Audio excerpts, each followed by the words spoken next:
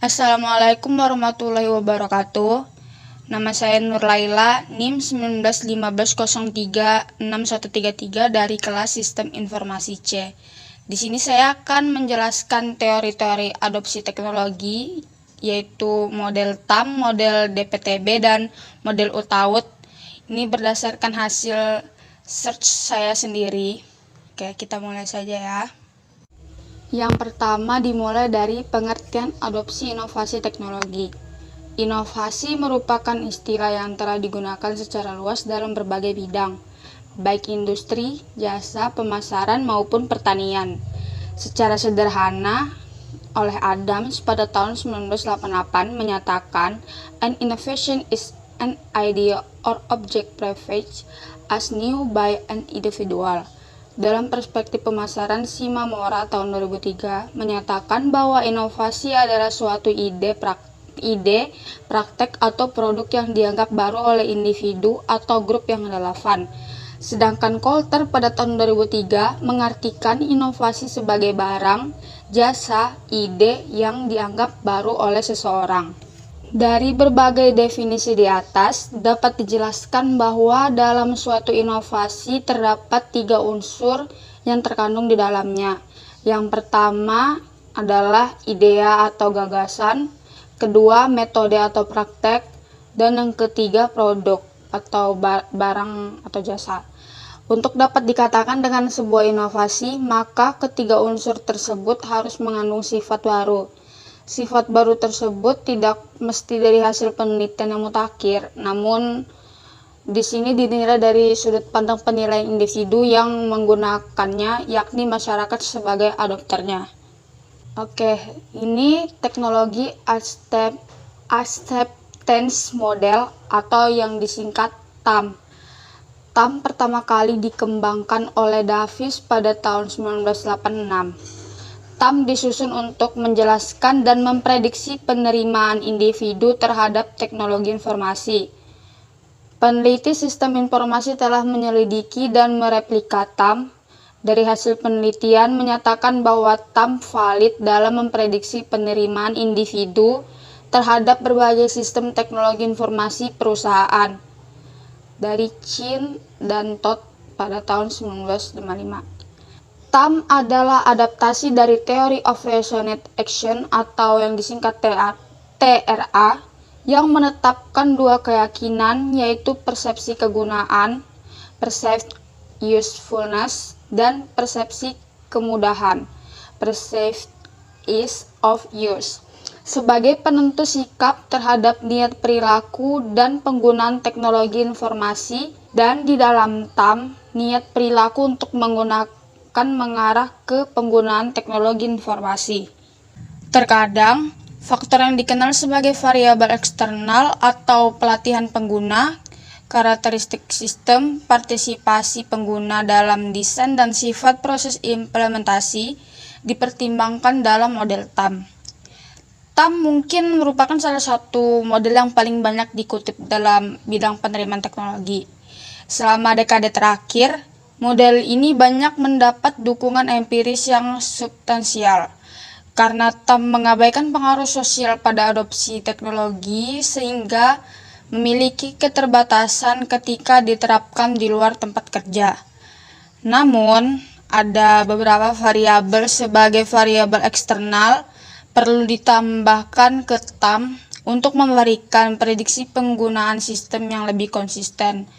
Karena motivasi intrinsik tidak dibahas dalam TAM, sehingga kemampuan TAM untuk diterapkan ke dalam konteks pelanggan itu, di mana pelanggan, penerimaan atau penggunaan teknologi informasi tidak hanya untuk mencapai tugas, tetapi juga untuk memenuhi kebutuhan emosional mungkin jadi terbatas. Nah, ada juga nih kekurangan dalam TAM. Salah satunya yaitu TAM hanya memberikan informasi atau hasil yang sangat umum saja tentang niat dan perilaku pemakaian sistem dalam menerima sistem teknologi informasi.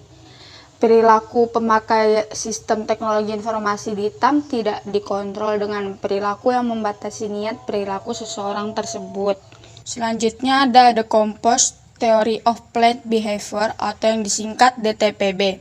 DTPB merupakan pengembangan lebih lanjut dari teori TPB dan TRA, di mana memberikan faktor-faktor penjelas terkait dengan sikap, norma, subjektif, dan kontrol perilaku persepsian.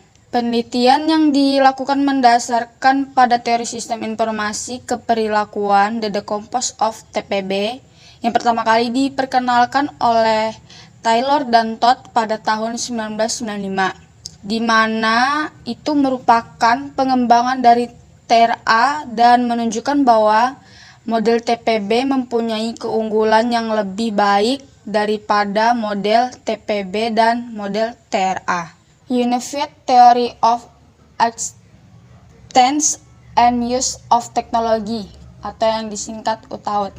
UTAUT yang dikemukakan oleh Venkatesh et al. Pada tahun 2003 merupakan model yang disusun berdasarkan teori-teori dasar mengenai perilaku pengguna teknologi dan model penerimaan teknologi yaitu TRA, TAM, TPB, Motivational Model, model pemanfaatan personal komputer, teori difusi inovatif, dan SCT.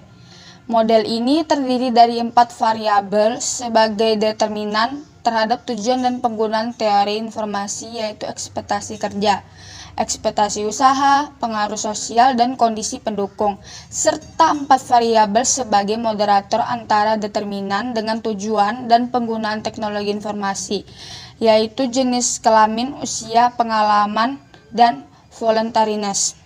Kompatibilitas UTAUT.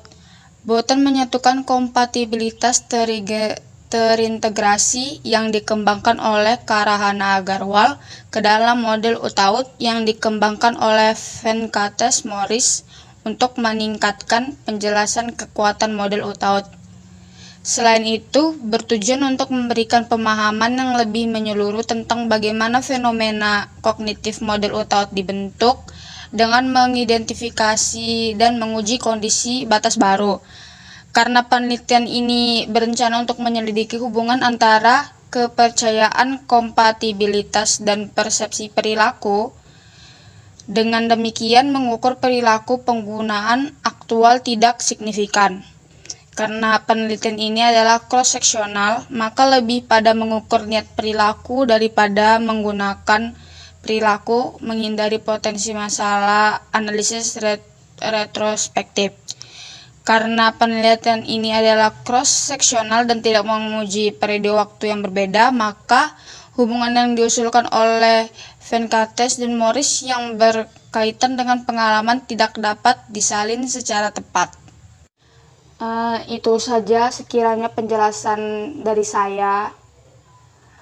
Kurang lebihnya saya mohon maaf. Sekian dan terima kasih. Assalamualaikum warahmatullahi wabarakatuh.